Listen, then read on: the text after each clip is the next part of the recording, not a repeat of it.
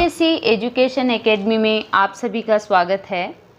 आज हम बाल विकास एवं शिक्षा शास्त्र के अंतर्गत प्रैक्टिस सेट 1 पढ़ेंगे और मैं आपको साथ में इसके उत्तर बताती जाऊंगी। आप ध्यानपूर्वक पढ़िएगा।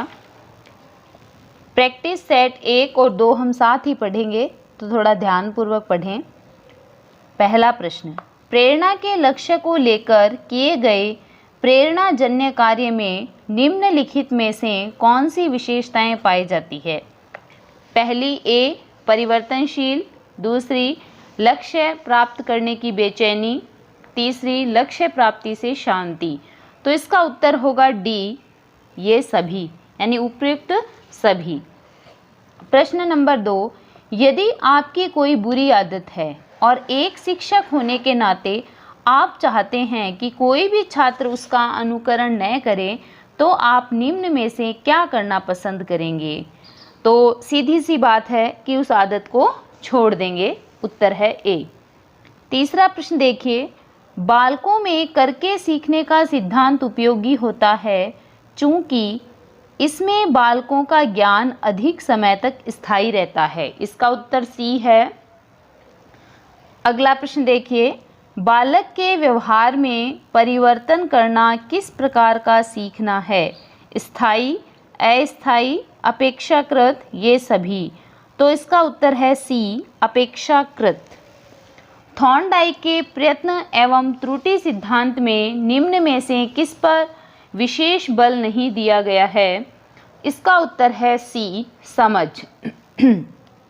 अगला प्रश्न देखिए, आधुनिक शैक्षिक दृष्टिकोण से अधिगम अनुभवों की सफलता निम्न में से किस पर निर्भर करती है? ए इसका उत्तर है सीखने वाले छात्र की तत्परता पर। अगला प्रश्न, एक बालक में समस्या समाधान अधिगम का प्रत्यक्ष संबंध निम्न में से किस स्तर से है? उत्तर है सी, चिंतन स्तर से।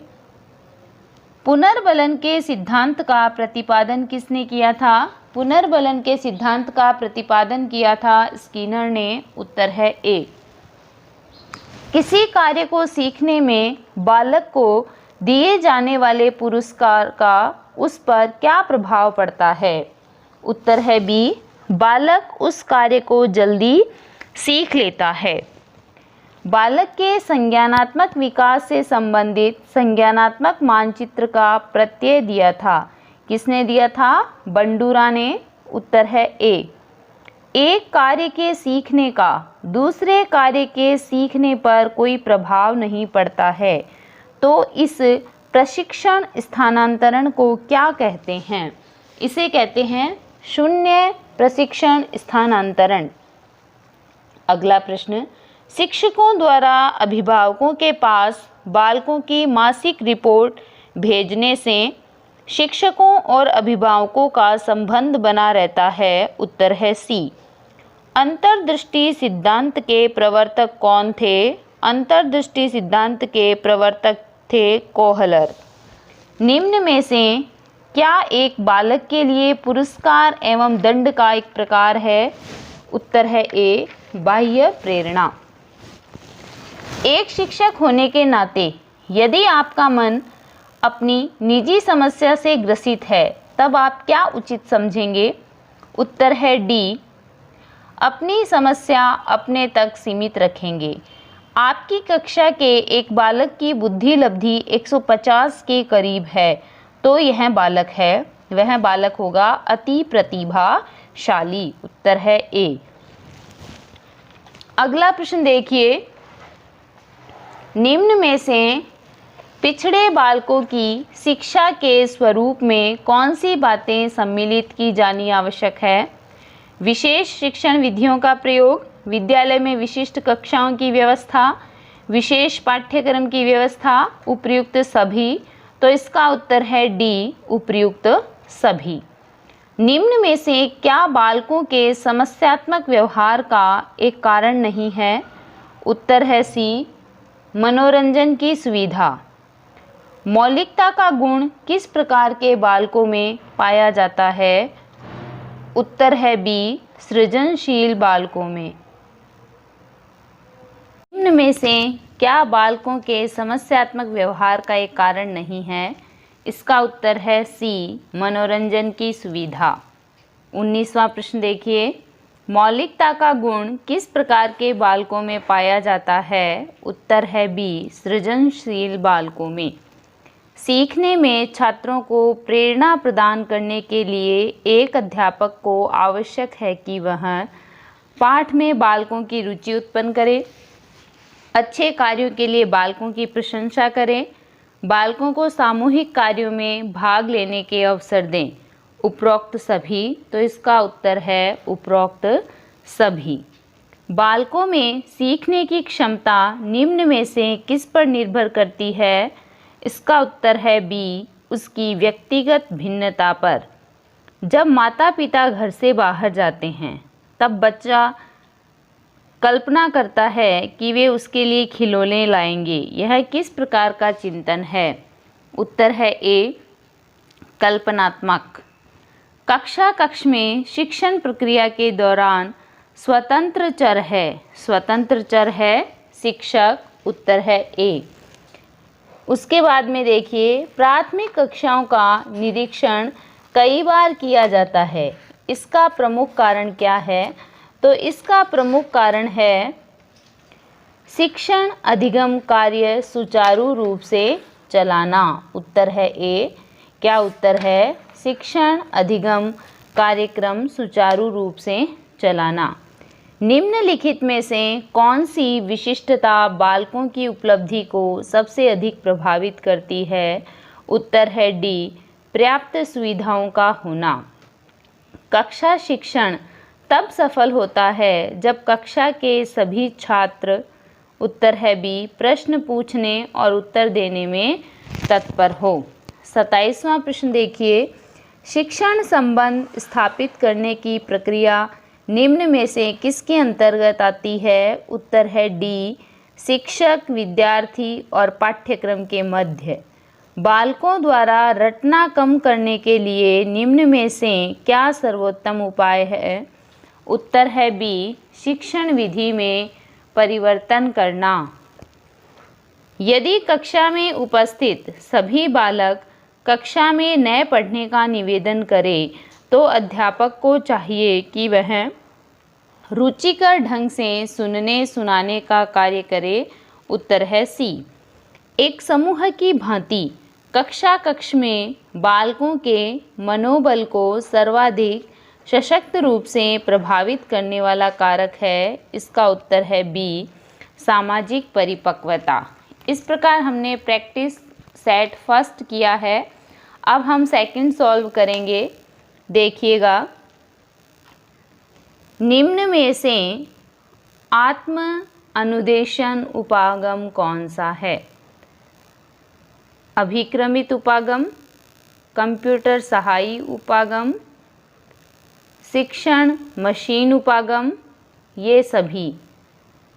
तो इसके अंतर्गत देखो कि आत्म अनुदेशन का उपागम कौन सा है, तो इसका उत्तर है बी, कंप्यूटर सहायी उपागम। दूसरा प्रश्न देखिए, अधिगम की प्रक्रिया में निम्नलिखित में से कौन सी विशेषताएं होती है? उत्तर है ए, व्यवहार में परिवर्तन। संबद्धता के सिद्धांत के प्रतिपादक थे। इसका आंसर है बी, थॉर्नडाइक। दंड एवं पुरस्कार बालक की किस प्रक्रिया में वृद्धि हेतु सहायक है? उत्तर है बी, समाजीकरण में। बालकों में रुचियों के आधार पर जो व्यक्तिक विभिन्नताएं पाई जाती है वे निम्न में से किसका परिणाम है? उत्तर है सी, आनुभविक पृष्ठभूमि का। आजकल माध्यमिक स्तर के विद्यालयों में निम्नलिखित में से किस पैटर्न के अनुसरण पर सर्वाधिक जोर दिया जा रहा है? दैनिक कालांश अवधि में वृद्धि पर, छात्रों के कॉलेज समय को बढ़ाने पर, शिक्षण सत्र को बढ़ाने पर। तो इसका उत्तर है उपयुक्त सभी पर। निम्नलिखित में से किस क्षेत्र में आंतरिक रूप से शीघ्रतापूर्वक परिवर्तन नहीं किए जा सकते हैं? उत्तर है बी, प्रलोभनों में। आजकल प्राथमिक कक्षाओं में लेखन शिक्षण पर अधिक बल दिया जाता है, जिससे कि छात्र भाषा संबंधी उत्तम अभिव्यक्ति का ज्ञान प्राप्त करें। उत्तर है डी।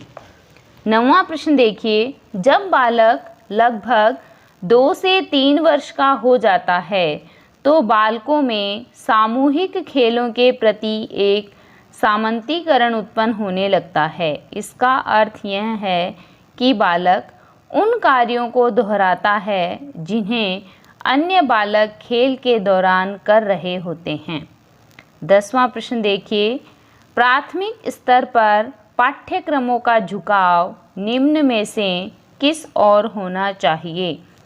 तो इसका उत्तर है डी, बाल अभिवृद्धि के समस्त पक्षों की ओर। निम्न में से किसके द्वारा एक बालक के विकास का निर्धारण किया जाता है? उत्तर है बी, बालक की आनुवंशिकता तथा वातावरण दोनों को जटिल संरचना के द्वारा। विकास की किस अवस्था में बालकों की खेल कूद संबंधी रुचि का अधिकतम विकास होता है? उत्तर है बी, पूर्व किशोरावस्था में। पूर्व किशोरावस्था में। किशोरावस्था में किशोरों के अंदर जो सामाजिक नेतृत्व का गुण पाया जाता है उसका संबंध निम्न में से किसके साथ है? उत्तर है बी, शारीरिक संगठन के साथ। एक बालक के बड़े होने के साथ साथ उसमें रुचि संबंधी प्रवृत्तियाँ, उत्तर है बी, निश्चित रूप से विकसित होने लगती है। किसी बालक में पाठन कौशल संबंधी विकास करने का उत्तम ढंग है? उत्तर है डी, उसके प्रेरकों का मार्गांतीकरण करना। सामाजिक समायोजन में उत्पन्न होने वाली कठिनाई है। उत्तर है बी, आयु के पश्चात परिपक्वता प्राप्त करने वाले बालक में। मानसिक दृष्टि से पिछड़े बच्चों की पहचान की जा सकती है। उत्तर है डी, अनुशासनहीनता के आधार पर। प्रतिभावान बालकों की पहचान कैसे की जा सकती है? बुद्धि परीक्षा द्वारा, अभिरुचि परीक्षण द्वारा, उपलब्धि परीक्षण द्वारा। उत्तर है डी, सभी के द्वारा। 19वां प्रश्न, पिछड़ा बालक वह है जो अपने अध्ययन के बीच में अपना कक्षा कार्य जो उसकी आयु के अनुसार एक कक्षा नीचे का है करने में असमर्थ रहता है। उक्त कथन किसका है? यह कथन जो है वो बर्ट का है। निम्न में से एक पिछड़े बालक की प्रमुख समस्या क्या है? स्कूल संबंधी समस्या, संवेगात्मक समस्या, सामाजिक समस्या। उत्तर है डी, उपर्युक्त सभी। सृजनशील बालकों की बुद्धि का स्वरूप होता है न निम्न और न ही प्रखर स्तर का। उत्तर है सी। 22वां प्रश्न देखिए, विद्यालयी उपलब्धियों में बच्चों के असफल होने का प्रमुख कारण नहीं है। उत्तर है डी, पारिवारिक सहयोग। बालकों को शक्ति को प्रयोग करने का अवसर देने के लिए उपयुक्त चिंतन है, समस्या समाधान, तर्क, वाद विवाद, उपयुक्त सभी। तो इसका उत्तर है डी, उपयुक्त सभी। वह शारीरिक कारक जो बच्चों को सीखने में सहायता करता है। उत्तर है ए, परिपक्वता। अभिप्रेरणा के माध्यम से छात्रों को मिलने वाला लाभ होता है उत्साह में वृद्धि। प्रेरणा हेतु आवश्यक स्रोत है आवश्यकताएं, चालक, उद्दीपन, ये सभी। उत्तर है डी, ये सभी। प्राय छात्र एवं छात्राओं की रुचियों में अंतर निम्नलिखित में से किसका परिणाम है? तो उत्तर है बी, सांस्कृतिक प्रभावों का।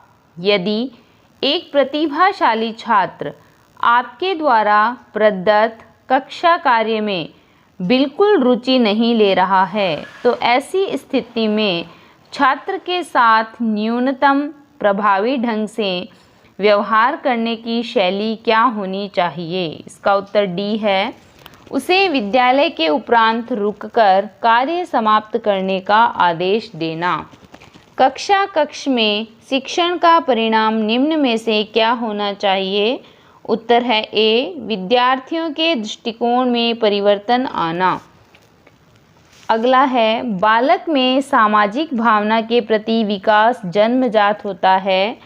आप इस कथन से पूर्णतः सहमत है, आंशिक रूप से सहमत है, असहमत है, उपयुक्त में से कोई नहीं?